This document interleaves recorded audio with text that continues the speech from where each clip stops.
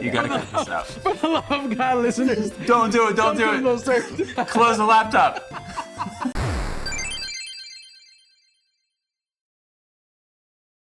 Yo, what's up? Once again, we are at the DoPLarcade. Welcome to Dire Pass Level. What a treat. Oh my goodness, we are here with the forefathers. Let's ask the classic question. How are you feeling? In 2026, I'm clawing my way out of hell like our boy Zagreus from Hades. What's the timestamp on when Brandon brought up Hades? This whole episode is going to be that now. It's going to be that's that. Fine. We know. It's cool. Get it out of the way now, and that's fine because this episode is an episode in review of 2025. We're going to talk about some of our gaming highlights, some of our Doppel highlights in 2025, and we're going to look to the future and talk about some things we're looking forward to in gaming in 2026, be it consoles, be it for the podcast. You know him, you love him. He has beautiful hair, and he grew up in the woods. Say hello to TDK. I'm doing good. How you guys doing? TDK can't go an episode without somehow mentioning that he grew up in the woods. It's core to who I am. It's core to my identity. It's the whole reason I like Paperboy so much. If you would have told that 13-year-old that he was going to be sitting here with two acclaimed podcasters talking about some of his favorite stuff, he would have not believed you. No way. Speaking of looking to the future, I had this vision the other day thinking about that punchline. A Doppel live at an arena, and I get on the microphone and I say, you know him, you love him, he's got the cool jean jacket on, and then the whole crowd is just gonna say, he grew up in the woods. That's right, it's TDK. I love to hear your aspirations for this podcast. I think you're shooting a little high. What happened to the Overwatch arena in Burbank? Is that empty? Can we just use that? They're not doing Overwatch leagues there matches anymore, right? Yeah. I knew that Overwatch was an esport thing, but I didn't know there was a dedicated venue for it. Blizzard Arena. It was 3000 West Alameda Avenue in Burbank. Live from the abandoned Overwatch arena in Burbank. That would be cool. Doppel Arena. We could do that. So 2025 has passed. I just need like a list of like, what are some of the games that were, my memory's gone. Like, I can jog your memory a little via my gameplay. You got a pretty robust library that can cover the gamut here. Very easy for me because I actually have something to share with you guys. Hold on. Stop. I need to say something. Oh, shit. I hate your me. It looks nothing like you.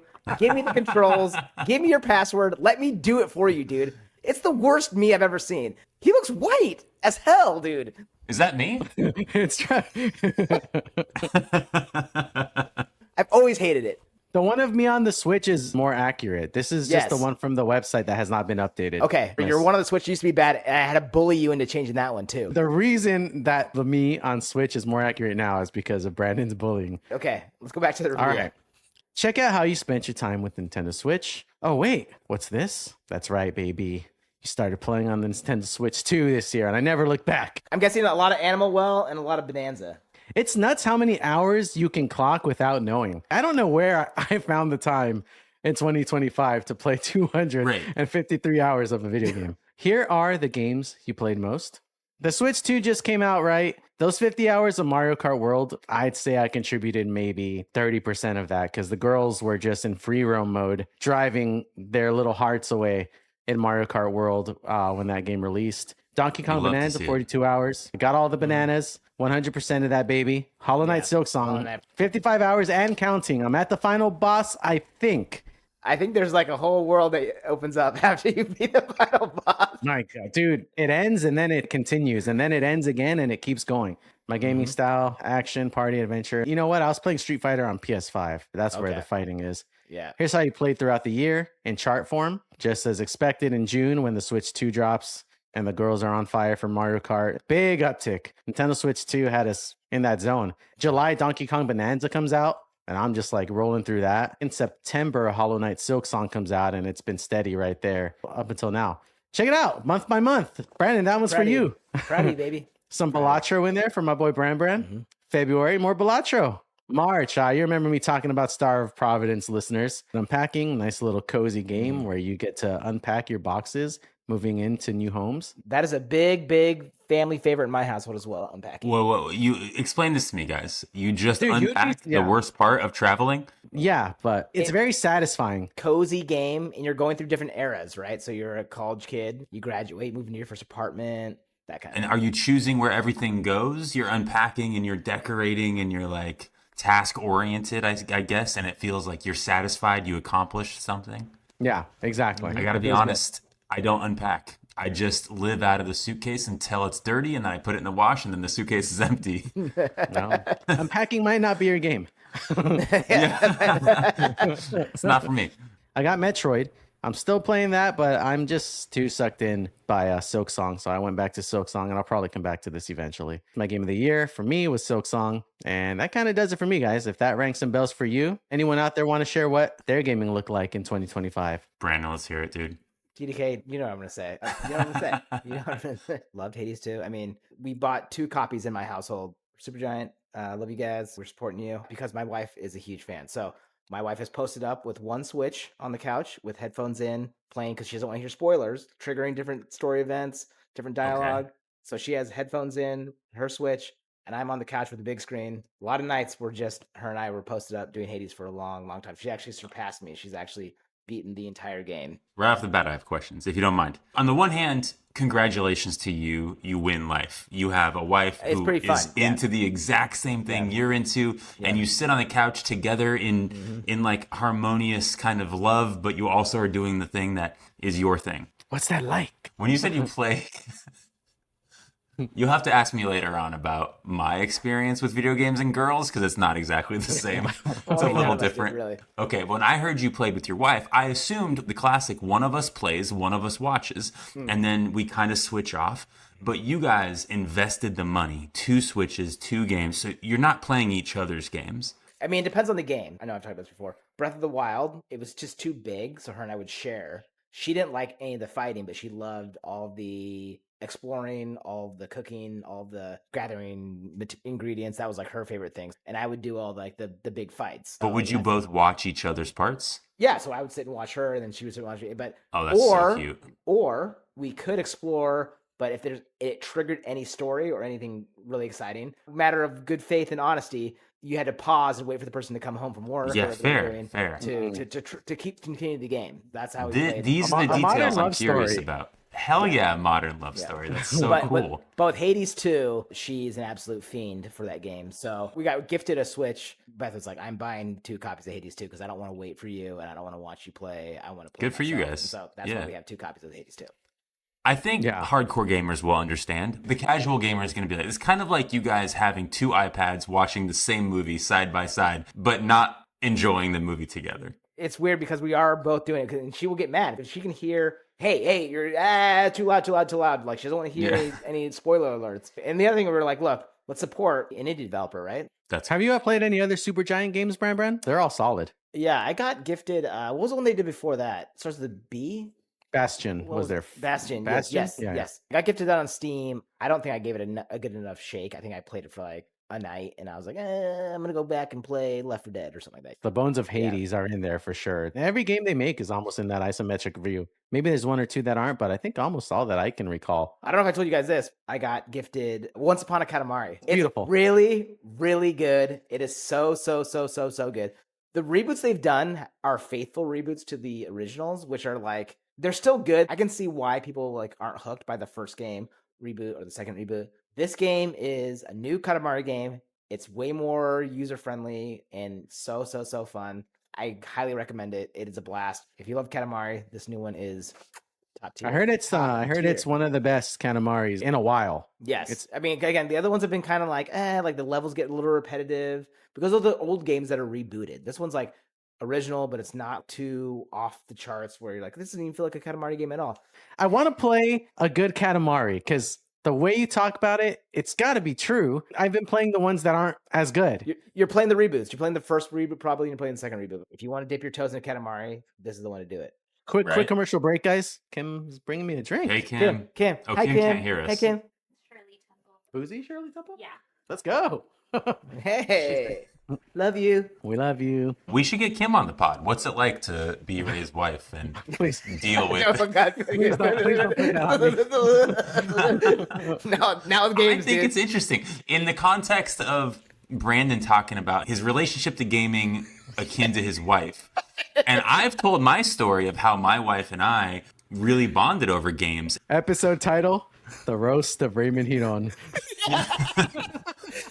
I've never seen this side of Ray that I've hated so much as when I see him play video games. I believe that's. Remember paraphrasing that pretty correctly, Ray? Oh, in her defense, she's talking about when I'm competitively Competitive. raging We all over know what someone beating we me at know what Street she's Fighter. talking about. Yeah. You don't Yeah, need yeah. to tell us.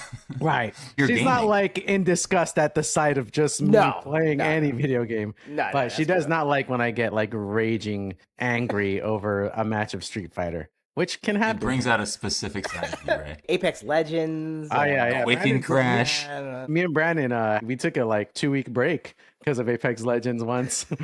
Not from hanging out, but from playing together. It was just getting a little too intense. Interesting.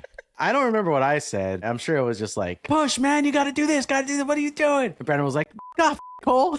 yeah, I was like, oh. Jaron, you're definitely not paraphrasing that. That's a direct quote. My 2025. Listen, it was a lot of parenting. It was a lot of BMX.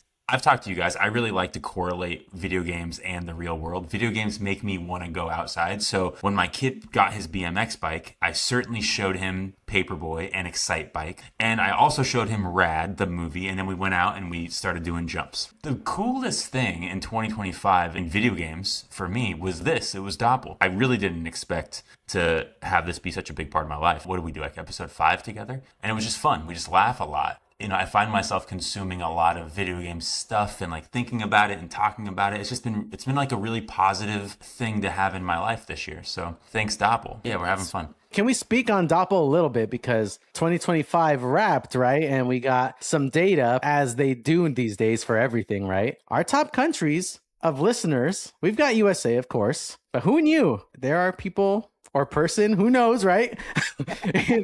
in Ireland, Mexico, Nicaragua, and New Zealand listening to Doppel. We are a 2025 instant hit show. Our debut season was more popular than 80% of other new shows. Wait, let's pause right there. That's incredible. That's top 20% of all shows on Spotify. Brand new podcast in 2025. Like, we're like a ragtag group. We got a really sweet Nintendo boy. We got a core classic missed PC gamer. And we have a little bit of a nerdy Sega guy. I feel like we did all right, guys. Pat yourselves on the back, boys.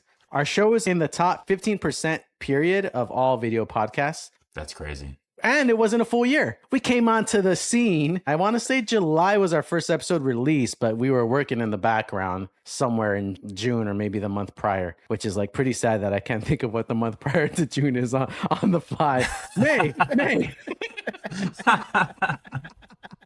We got to thank the listeners, right? We got to thank the people who are like tuning in, supporting, and coming out. That was really cool of you guys. And also people that, you know, the listeners that are also sharing the links, sharing the episodes, being like, hey, go check this out. We got buddies who are spreading the word. And I look at the data here and there, and there are new listeners every week with every new episode. I'm like, okay, all my friends already are listening. I'm like, oh, I think these might be new actual people. That's really cool. Thanks, Mom. Yeah. My mom was like, I want to listen to one of those. It was so cliche because she was like, is that like on the Facebook? Like, she might as well have asked me if this is on the radio. I really appreciate that people are like really listening and sharing. It's funny you mentioned that thing about your mom. I might have told this story already, but I went to my mom's house to get photos of throwbacks of me playing video games at arcades or consoles. And I was like, Mom, I need to gather some pictures. I just want to like use them for the podcast. She's like, ¿Para qué? And I'm like, I'm doing a radio show. And she was just like, oh, okay. Let's talk about what we got coming up. Like, obviously, we have big plans for the pod. Like, we have a lot of cool, fun, exciting episodes to stay tuned for. But what are we going to play this year? You know, one of the most fun things about video games, it's not even playing video games. It's getting hyped for video games, right? Yeah. Isn't that arguably more fun than even having the game? For me, dude, I'm just so hype to maybe potentially see a new Mario game trailer. Like, that's all I want. Just give me a Mario game trailer. That'll make my 2026. I don't care. They're I know doing it, dude. Absolutely. I mean, they're coming out with the movie, right? So, of course, why not the game? Like, why would Yeah. they not have that synergy? I don't think we'll be playing it this year. I think it'll be 2027 holiday, and we'll get a trailer if we're lucky this year. I'm predicting you're going to get a trailer around the movie release. When hype is at its highest, they're going to drop the trailer for the new game. Ooh, or what if they tease Mario Galaxy 3 at the end of the Mario Galaxy movie? That would be a nice move For me, anyways, be I think cool. that'd be sick. Zelda's not close enough yet. I won't be seeing or hearing anything about the new Zelda for another 2-3 years, I bet. Mostly it's just Nintendo, just give me some bangers. I love my Switch too, and I want to play a bunch of your awesome games on the go. Just surprise me with something new and something good. That's where I'm at. Surprise you. There's no like confirmed titles that you're like, I can't wait to play that. There's one game that I'm excited to play. I wouldn't say like I'm at the edge of my seat, but there is one called Rhythm Heaven, which is like a great Nintendo DS game that is finally getting a sequel on Nintendo Switch and Nintendo Switch 2. Think WarioWare, but with music. And it's just like a really good time. Tamagotchi Life, my kids are excited for. That's one I can't wait for my kids to play. I'll probably just watch them play that one. Okay. Brand? I'm not going to be able to afford it. I don't know how I'm going to be able to afford it. I think I'm going to go Steam Deck, guys. I'm kind of moving away from, I don't want to say completely, but I'm just finding myself more and more these days more interested in indie, point and click, adventure, story, narrative driven games. I have so many games on my Steam wish list. The days of when I was in my condo as a bachelor, hopping on my PC and playing games that way are just over. I just don't ever go into my office anymore and play games that way. I go sit on my living room couch and play Apex Legends with my brother, or I play Hades 2. But I was like, you know what? I'd like to hook up and play some Steam games in my living room. I mean, there are games like the Crimson Diamond that came out that I really, really want to play. Did you ever play Blueprints? I feel like you'd like Blueprints. Yeah. We've talked about Blueprints. Yeah. You've recommended it to me on the podcast. I've heard really good things, but I think I'm probably going to wait for it to drop a little bit. There's another game called Rosewater. It's a Western adventure game. Again, you guys have heard these things. These are good name, though. So I don't know. Steam Decks are so expensive, but maybe creeping in the Steam Deck. Ray and I were talking earlier about like those birthday gifts. You know, like you said earlier, this was the Christmas game that I got. Yeah. And you know how like you would get a game for Christmas, you would get a game for your birthday, and maybe you'd save some money. Is this going to be like, okay, my birthday is here. I'm going to see if I can't. I mean, dude, the Steam Decks are so expensive. They're so expensive. So I don't know. Maybe you and the wife joint anniversary gift. Yeah, I'm just kind of gravitating more toward like those indie short spurt games. That being said, I was gifted Expedition 33, so I think I got to do that. I got to see what the hype's about. That's waiting for me. So as soon as I beat Hades 2, that's gonna be my next. I think that'll be the one I'm gonna boot up. I'm pretty jealous about that, man. I want to play that very badly. That's one, speaking of 2026. If that game gets announced and gets released on Nintendo Switch 2, I just think I don't have a shot at finishing one of those long-winded RPGs without a portable factor. Yeah. Speaking of 2025, there's just too many damn games that I want to play. I didn't play Metal Gear 3, the remake. I've never played the original. I want to play that one. I did do Silent Hill remake. I don't know anything about that game. I basically spoiled the whole game. The ending is dark. There's like 5, 6, 7 endings or something like that. Yeah, there's multiple endings too. I was playing it at my sister-in-law's house, visiting over Christmas break. So I didn't get that much time, and I was like, let's see how far I can get in this game before I leave. And I got to like the second boss, but I was like, Ray, what's this game about? And he's like, told me. I was like, what? What are you talking about? I won't spoil it, but if you're interested, listeners, and you haven't seen the ending to Silent Hill 2, you can just Wikipedia it. It's a doozy. I will say it was an enjoyable game. Like I said, very creepy atmosphere. I'd love to finish it on my own. But just hard to finish any games, man, in 2025 especially. But I almost hope 2026 isn't as fruitful. That's what I'm saying. What about the new Silent Hill, right? There's even the new Silent Hill they came out with. They did the remake and they did the new one. It's a lot. TDK, how about you? Anything in 2026 that you're looking forward to? I think this is going to be my year. We're all pretty different gamers, but to be honest, I was pretty disappointed as far as like game titles in the last 3 or 4 years. Like, of course, I want to replay Last of Us 2 or the Uncharted trilogy or whatever, you know, all the things I always say. So, you know, 007 First Light, that trailer's incredible. Did you see that, Brand? Did I miss this? Looks like the James Bond movie we've all wanted. It's like James Bond in his late 20s, early 30s. It looks like Uncharted meets James Bond with like class. It looks really cool. Definitely modeling it after Uncharted. A young, scrappy Nathan Drake, a.k.a. James Bond. James Bond, yeah. It looks good, though. It looks really good. Halloween's coming out this year? I'm out. That's all you. You're TDK. out? Oh, because it's too scary? Because you're a Nintendo boy? Yeah. I'm too much of a Nintendo boy. You're not out because it's not going to be great. You're out because it's too scary. I'm always down for a game that's great. So if it gets 9s and 10s, you know, I have no choice. It's Take-Two. Take-Two's not scary. And you play as the Shape, a.k.a. Michael Myers. and then you can multiplayer as either the shape versus the kids in the town, or you can multiplayer as the kids in the town running away from the shape. It's licensed, so it's got the John Carpenter music. It's going to be really atmospheric, which I think is cool. The scariest thing about those kinds of games isn't the gore or anything to me, and that's the problem. Is like the jump scares and like the fact that there's someone in control of the character that might be behind me. I can almost feel them behind me while I'm playing, and that messes with me too much. That's the scary part. You're right. That's the scary part. I love the Resident Evil franchise. I might not even play the new one just because of how terrifying it is. I don't like games where you're running from an indestructible monster and you have to just hide. I'm out, dude. That's not enjoyable to me. I'm not having a good time. You know what's crazy is like, that doesn't scare me. The supernatural elements, they terrify me. Like, that's so much scarier to me. Paranormal Activity will keep me up at night, but Halloween, I don't know. This just doesn't do it for me. But some more of the big titles. Obviously, Wolverine is going to be big, right? I feel like that's one that's going to get pushed back, even if it is announced for 26, but that's just a feeling. Sure. You know what's weird is like, I'm not super hyped for it. I love Marvel's Spider-Man, same studio, same probably like mechanics, but I think personally, Wolverine is overrated. As a classic Cyclops guy. Of course. Yeah. Of course. He loves the leader of the teams, like Leonardo. Okay. Leonardo? Yeah. Okay. I'm like a nice kid the nice from the guy. woods. Yeah. Boring. All right. Intergalactic, the Heretic Prophet. Again, I'm no expert. I'm no analyst. PS6, man. I just got a feeling. That's the new Naughty Dog game, Bran. No, we told We you told you about about this. it. You promised to us straight to our face that you would watch the video immediately after we got off our call. You promised us, Brandon. Wait. Hold on. Tell me it again. I have the tab open on my computer right now. What is it? You didn't watch it? No. It's by Naughty Dog. Intergalactic Naughty Dog. Talk about, good names, bad names, like Rosewater, beautiful name. Intergalactic, cool name.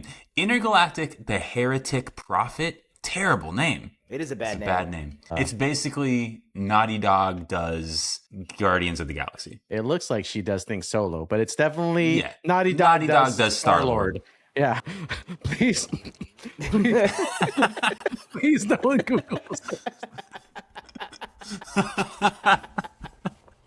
You gotta cut this out. For the love of God, listeners. Don't do it. Don't do it. Close the laptop.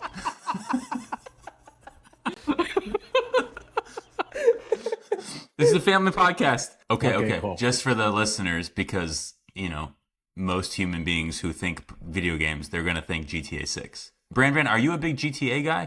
He's locked and loaded. I'm in, baby. All right. I'm in. Locked in since Vice City, San Andreas. Did all the DLCs. I love that stuff. Gotcha. I'm in. I'm just in.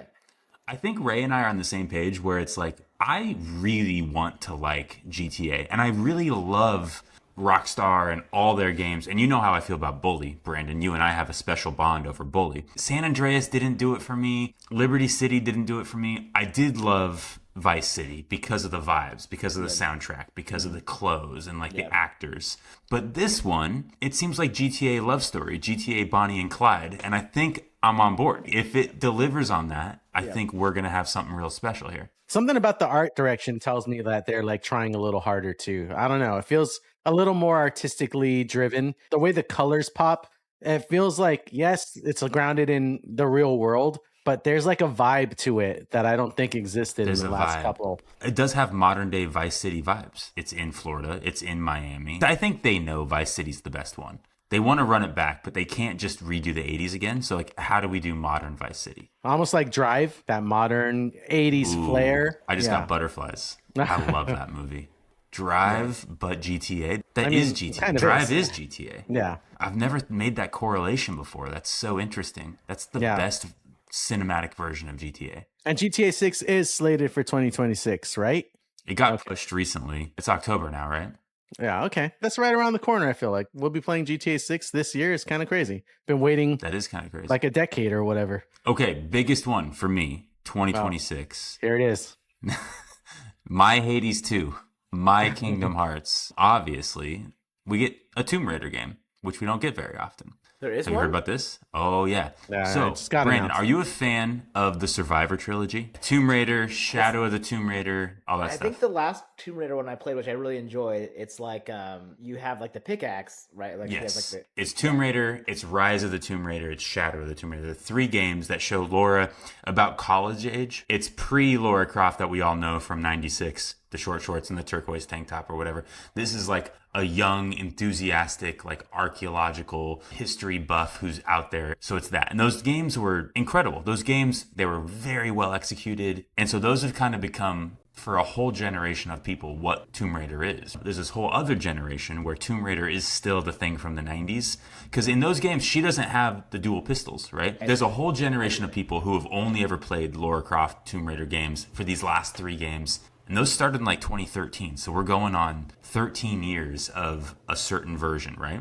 Mm-hmm. And there's a whole other generation of people more our age who are like, we love what it used to be, where she was more of this James Bond character with the dual pistols. And so what they're doing is the team who made those three games, that Survivor trilogy, they're remaking the original Lara Croft game from 96. They're calling it the Legacy of Atlantis. It's the same character from the trilogy. There's elements of the story that are in this new remake of the original game, but it is the original game that we all know and love. I played the hell out of those games on PC. The best. And then, not to zoom too far forward, but we're getting the remake of OG Lara Croft, the first game that we all played in 96. We're getting that this year in 26. And then in 27, we're getting a sequel to Tomb Raider Underworld, where like that era of Lara Croft left off. So we get a new game with a modern day Lara Croft. Ah, gotcha. It's the era of Tomb Raider. Speaking of Globetrotting Adventures, I forgot one more Christmas game I got. I got the PS5 Indiana Jones. I haven't really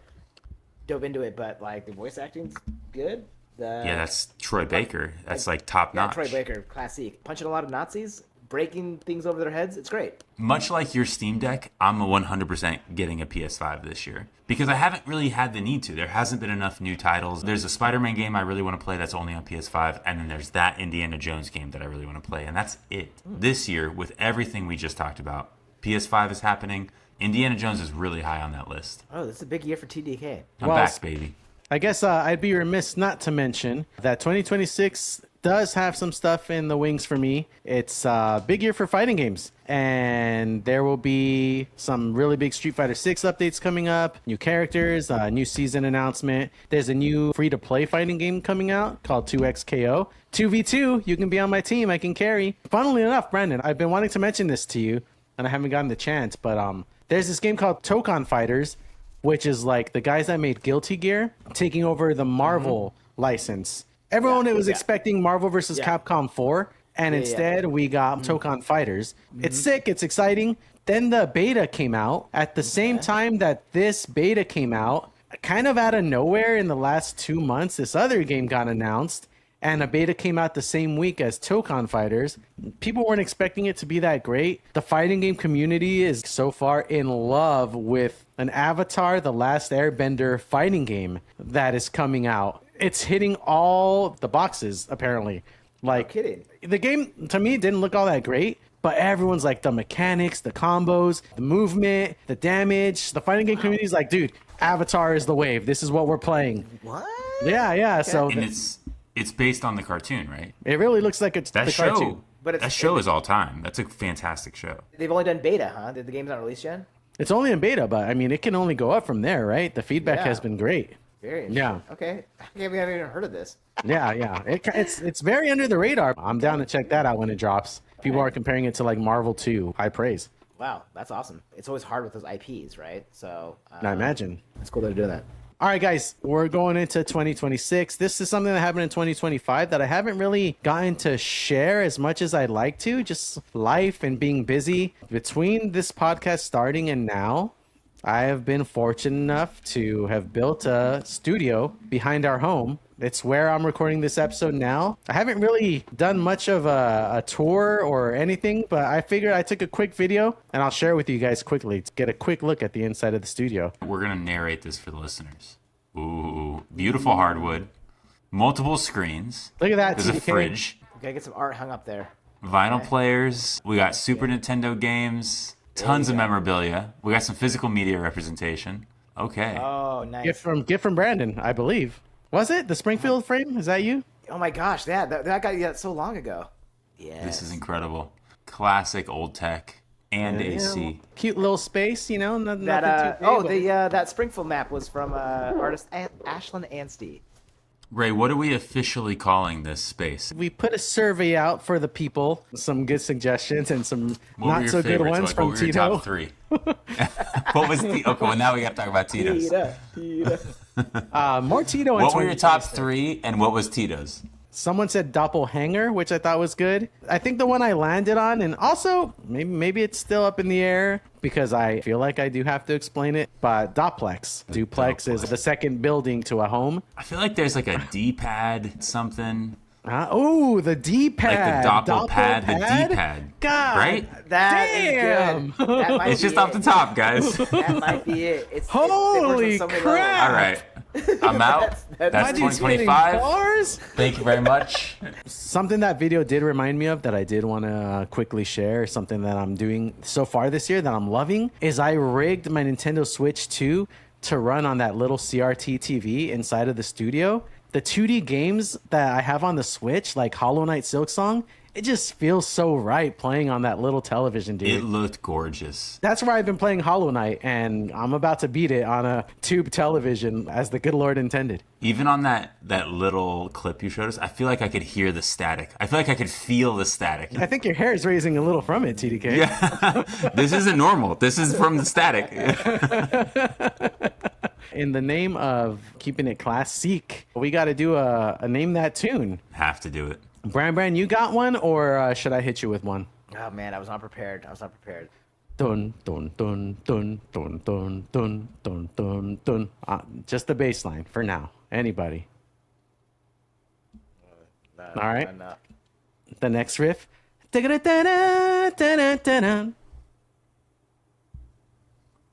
you put those together for us? Can we get like a live? Dun dun dun dun dun dun dun dun dun dun dun. Oh, okay, got it. I got it. What is it? Oh, on us CDK. I can give you the next line. I'm gonna go Give me wild. the next line. Let me do it.